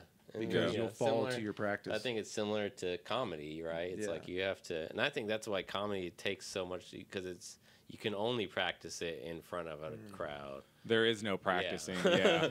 So Yeah. it's like you have to, and the more you do that, and that's why it takes like 10 years before you're actually able to get up in front of any audience, I feel like, and be able to make them laugh. I mean, I do see a difference in people like Cameron Buchholz that we had on. I mean, he's been, I think, over a decade doing it, and it's like he didn't even, I don't think he did a set at all. Like, Yeah. he just got up there and talked about the room and it was an entertaining show for sure. And it's like, and you can only really do that after getting very comfortable and very practiced after so long. So I mean, that's kind of my goal eventually is like the comedy or the material is just a safety net. Right. Like, you know, and You like just really- if I do an hour, you know, like maybe I'll only get to like 20 minutes of that, 30 minutes of that, you know. But, and it's not like, I'm not saying I want to do all crowd work, but like comedy is definitely changing right now. And after a while, you know, like people's personal experiences and stories, you know, like it's just comedy is it's evolving, it's changing. I love crowd work clips, bro. I love that shit. I think it's funny. I think Matt Rife's funny as shit. I love Stavros's crowd work clips, you know, all that shit. It's fun. If the people in the audience are laughing and having fun, like that's the point. goal. Yeah. You know, and I'm not saying I want to be a crowd work comic or anything, but it is fun. It is fun to go in there. You know, it's go into the room, so to speak. Yeah. The world is interactive, right? So exactly. comedy has to raise itself to that standard. Exactly. Yeah. And shit, man, like how many different bits can there be though? Really, you know? It's like I tell Dave. Yeah, that's true. Yeah. A lot of people tell similar jokes about things. So everybody uses the same chords and scales. Yeah. Exactly. You're not reinventing the wheel. You're just painting it a different color. You know. So when you're doing like a hosting spot and there's 20 plus comics, you know, eventually it's just words after a while, and it's words, and you know, you kind of get jaded to it all. But that doesn't take away from the comedy, but it does. I like the new trend. That's all I'm gonna say is I like the new trend of comedy now. I think it's sick. We always say like the best comedian is usually the person that is the best at being themselves. Yeah. You know, it's like, or the most true to themselves even, I think. Yeah. Or whatever, or you know, the best person that can convey you know, their ideas, I think, is the winner. Authenticity, I guess, Yeah. or someone up there who's being genuine.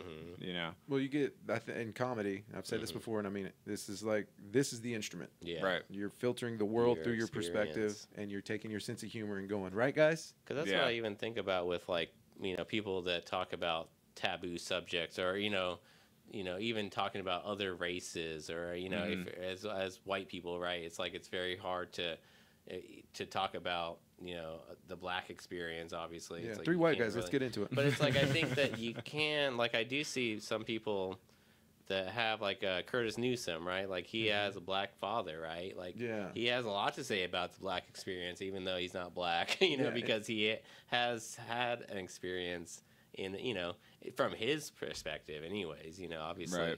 So I think that that's where some comics will get a lot of shit, because it's like, oh, you're white and you're talking about this and that, but it's like, well, they might have a family member or something that has, but as long as you are connecting it to your experience, you can talk about whatever you want, you know? And that's a unique experience. Yeah. You know, his experience is like, that's why when he goes into that stuff, I like that stuff. Yeah. Something that me and you have too is we're stepdads. Yeah. And we're, you know, my son is half black, and or my stepson. You have the experiences with, you know, other cultures too, that are, you know, not directly yours, but. I don't know what it's like to be a black man. I'm raising one. Yeah. So what have you done? You know something at least. Yeah. Or you've thought about it, you know, at least, and things like that. So. Well, I don't know. I think I don't know. Eventually, I mean, people still tell racist jokes, and people will get laughs at racist jokes. But like you said, That's other the times problem. racist jokes will fucking bomb hard. and it depends on, like you said, the instrument. You know, Yeah, some, if you're in the rural sound. areas. Yeah, dude. It comes down to everything, bro. What you're wearing, the sound of your voice, the way you said, the inflection you put like on the there. way you set it up, the joke too. It's a huge part of it, I think.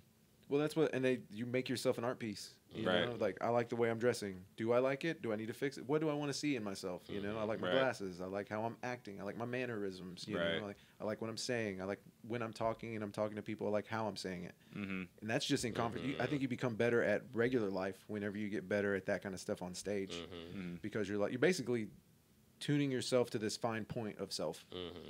You know, and then so that's why comedians are this really great reflective surface that we can put up against everybody else, because it's like, hey, I've kind of dealt with my inner turmoil to just get out here. Right. And so now I'm able to kind of show you the weird observations that I see in the world, Right. because I'm standing on steady ground. Right. You know? Because all it is, and I'm sure you know, is mostly confidence. Yeah. It really is. Or at least the facade of it for 5 minutes or whatever. Right. Yeah. But that's the thing, is like how you can't really truly be confident unless you are comfortable with yourself and who you are, I think. I mean, that's the whole thing, I think, right? Well, once I started, like, when I first started stand-up, I couldn't even look at a picture of myself. Yeah. I fucking hated myself. And now I'm, like, watching videos and, like, oh, shit, that was funny. Yeah. Like, and I'm watching myself, I'm like, that's funny, you know? And it's like, once I stopped hating myself so much, I stopped hating everybody else so much. And that's when I realized, like, oh, this is a me thing. You know, I'm putting my shit out there. But, I like that. yeah, the going up there and the confidence thing, it's it is, like, I try to just in general, once I started seeing clips of me and pictures of me, it's like, I don't want anybody to have any preconceived notions about me just based on what I'm wearing or my hair or my look or anything like that. You know, like, I go out and the first thing I say should shock them. Not necessarily shock them, but they're like, oh, I wasn't expecting this dude to say that. You know, and that usually gets them, but sometimes it doesn't. And then it's an uphill battle from there. But, the kind of tuning yourself to a fine, that quote that I love is, so I'm gonna fuck it up, but it's like a man who's something about a man bettering himself is hard because he's the marble and the sculptor, right? You're sculpting yourself, right? You're working on your craft, which is basically yourself. Your special should be your life story. You know, I want to know what you like. My favorite bits when I was a kid was like, oh, he'd say something crazy about the bit.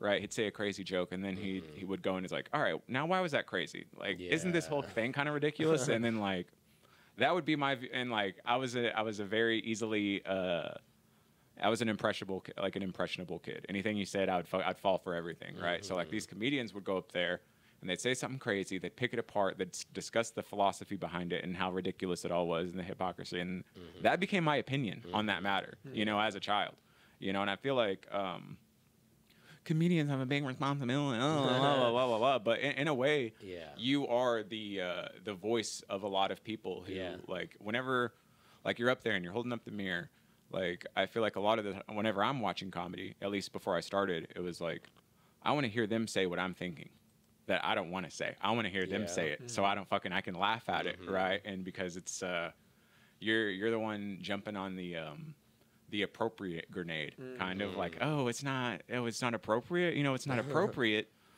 blah, blah, blah, you know. And like, those were the bits that I loved. And like, and that was Jim Norton, you know, that was Bill Burr, even fucking Sarah Silverman would do that shit. And Sarah Silverman would do bits and she would explain the formula of the bit, and she's like, see, you laughed at that because, and it was kind of dumb and like meta at the time and people hated it, but I remember watching it as a kid being like, holy shit, this is educational as fuck. Like, I just learned so much about stand-up from this fucking hour of Sarah Silverman, you know. And it's all it's a dance, right? It feels like a dance. Like, I think you said Leo was like, it's like you're keeping a feather afloat, you know. And once it drops, I it's like over. that analogy a lot. And something you just said, I want to go back to it. You said holding up the mirror. Oh, something that you start to see these comedians and you see them saying things that like resonate with you, and then eventually you're like, oh, this is cool, and you start going to them almost for answers. That's what Right. Joe Rogan was for Right, me. right. Like in the beginning. Not now, guys. Wink. Bro science. Carnal AG1 isn't real. Uh-huh. Come on, guys. Yeah. Just eat a fucking vitamin. Right. One a days. What was it? But you start going to them.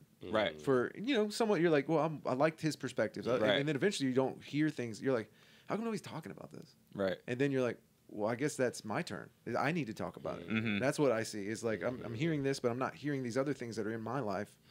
And it's not, I think because you start thinking like that. Mm-hmm. You start thinking like a comedian. You start thinking like, well, what are the weird things in this world? And then nobody's talking about the weird things that I have. Right. But that's the muse. We talked about the muse. The muse. I think that's the muse coming down and being like, hey, listen. Yes. It's your turn. You got to turn this into something. I'm giving this to you. Mm-hmm. I'm giving you this inkling of an idea. Let me see what you can do with it.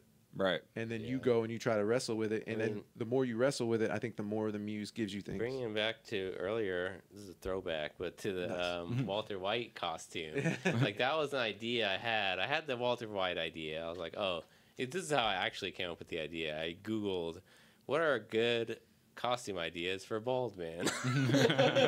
And, it came up. But then I was like, so I knew I was going to do that. I was like, it'll be pretty easy to pull off. And then I thought of the underwear thing, and I was like, fuck. I was like, I have to do it. It's like, I thought of it. If I don't do it, I'll feel like shit for not doing it. You're going to be disappointed in yourself for not doing it. Yeah. So it's like, it's stuff like that I've kind of had to learn, or starting to learn, to where it's like, if I have an idea and I think it's a good idea, it's like, I have to follow through.